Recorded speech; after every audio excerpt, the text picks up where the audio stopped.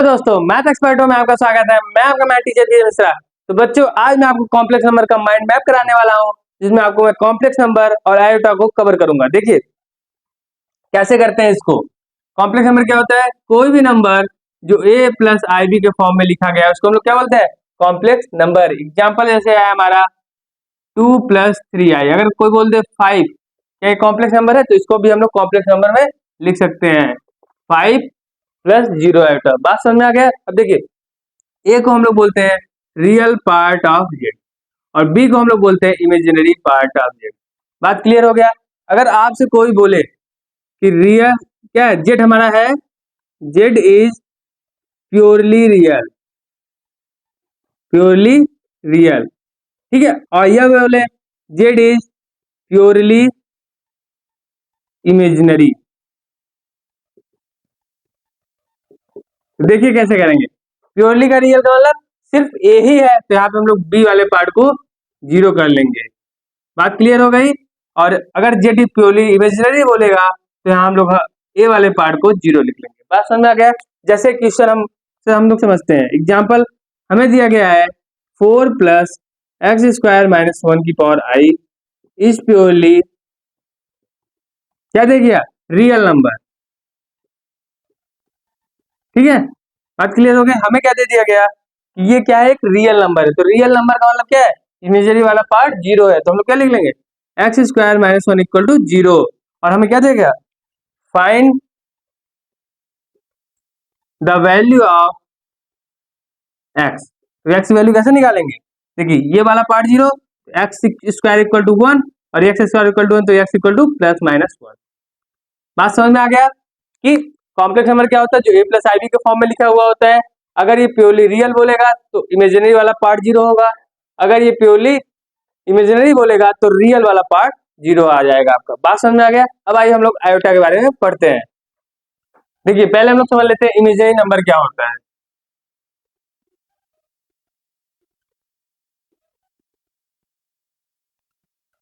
ठीक है, अगर रूट के अंदर कोई भी नंबर निगेटिव में लिखा गया है, जैसे √-18, √-16, ये सारे क्या है? हमारे इमेजिनरी नंबर है। बात क्लियर हो गई? अब बात करते हैं आयोटा के बारे में। आयोटा ये क्या होता है? मेरा आई। इसकी वैल्यू कितनी होती है? इसकी वैल्यू होती है √-1। बात समझ में आ गया? तो इसको हम लोग कैसे लिख सकते हैं? देखिए इसको हम लोग लिख सकते हैं -1 × √18, ठीक है। क्या हो जाएगा? √18i। इसको हम लोग ऐसे भी लिख सकते हैं। इसको हम लोग कैसे लिख सकते हैं? देखिए √1 - 1 × √16, ठीक है। √16 4 हो गया और -1 की वैल्यू आई, तो इसको हम लोग 4 आयोटा भी लिख सकते हैं। तो आई की वैल्यू होती है -1। अगर हम लोग इसका स्क्वायर कर देंगे, देखिए क्या हो जाएगा? इसका स्क्वायर -1 आ जाएगा। आयोटा क्या था? √-1, इसका स्क्वायर -1। अगर हम लोग आई क्यूब की वैल्यू निकालते हैं तो इसकी वैल्यू होती है -i। देखिए कैसे आती है, i³ = i² × i, ठीक है। अब i² -1 और i को i लिख दिया मैंने। अगला है i⁴ = 1। देखिए इसका स्क्वायर 2 बार कर दिया तो क्या गया? हमारा 1 आंसर आ गया। तो ये चारों वैल्यू हमें याद करनी है। अब आइए हम लोग सीखते हैं कि अगर हमें आयोटा में इससे हाई पावर दिया रहेगा तो हम लोग कैसे निकालते हैं। देखिए लेट अज्यूम करिए हमें दिया गया है i⁴ 103,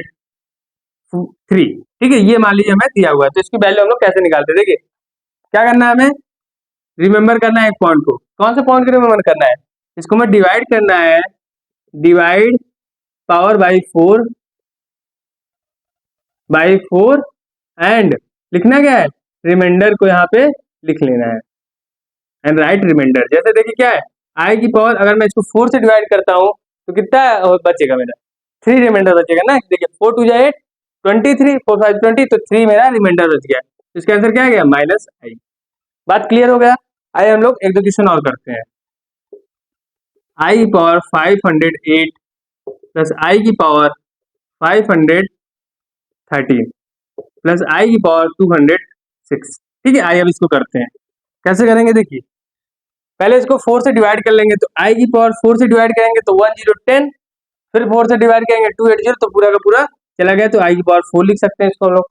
प्लस अब इसको 4 से डिवाइड करेंगे, कितना लिखा है? ये 13 लिखा हुआ है, ठीक है 13। तो देखिए 5 चला 4 से डिवाइड करेंगे तो 4 × 1 = 4, 10, 4 × 2 = 10, फिर उसके बाद 2 1 4 5 20, फिर डिवाइड करेंगे तो मेरा 1 रिमाइंडर बच जाएगा। ठीक है, आप ऐसे भी देख सकते थे, यहाँ से 5 ज्यादा है और डिवाइड करेंगे तो 1 रिमाइंडर बच जाएगा। प्लस अब इसको देखते हैं, अगर 4 से डिवाइड करेंगे 20 और यहाँ पे 2 मेरा रिमाइंडर बच गया है। देखिए अब इसको सॉल्व करेंगे। आई की पावर 4 क्या होता है, आप यहाँ देखोगे तो आई की पावर 4 1 होता है। ये क्या होता है, आई की पावर 1 आई होगा, और आई स्क्वायर कितना होता है, -1 होता है। कट जाएगा, मेरा आंसर क्या हो जाएगा, आई मेरा आंसर हो जाएगा। बात समझ में आ गया। आइए कॉन्सेप्ट मैं आपको बताता हूँ। देखिए अगर कभी भी आपको आई की पावर दिया गया है, आई की पावर आर प्लस आई की पावर आर प्लस 1 प्लस आई की पावर आर प्लस 2 प्लस आई की पावर आर प्लस 3, तो इसका आंसर हमेशा 0 आएगा। अगर कभी भी पावर कॉन्जुगेट में है 4 नंबर लगातार, तो उसका आंसर 0 आएगा। एग्जाम्पल जैसे आई की पावर 100 प्लस आई की पावर 101 प्लस आई की पावर 102 प्लस आई की पावर 103। देखिए इसको सॉल्व भी करते हैं। ये क्या है, मेरा आई की पावर 4 हो जाएगा। आप डिवाइड करके देख लीजिए, 4 से डिवाइड कर लीजिए, यहाँ क्या बचेगा, आई की पावर 1, यहाँ क्या बचेगा, आई की पावर 2, यहाँ क्या बचेगा, आई की पावर 3। बात समझा गया। इसकी वैल्यू कितनी होती है, इसकी वैल्यू होती है 1, आई की पावर 1 की वैल्यू आई हो जाएगी, आई स्क्वायर की वैल्यू माइनस आई हो जाएगी, और सॉरी आई स्क्वायर वैल्यू -1 हो जाएगी, और माइनस क्या आई क्यू की वैल्यू कितनी हो जाएगी, माइनस आई हो जाएगी। देखिए ये कट गया, हमारा आंसर 0 आ गया। तो बात समझ में आ गया। आज मैंने आपको सारे कॉन्सेप्ट आयोटा और कॉम्प्लेक्स नंबर से रिलेटेड समझा दिए हैं।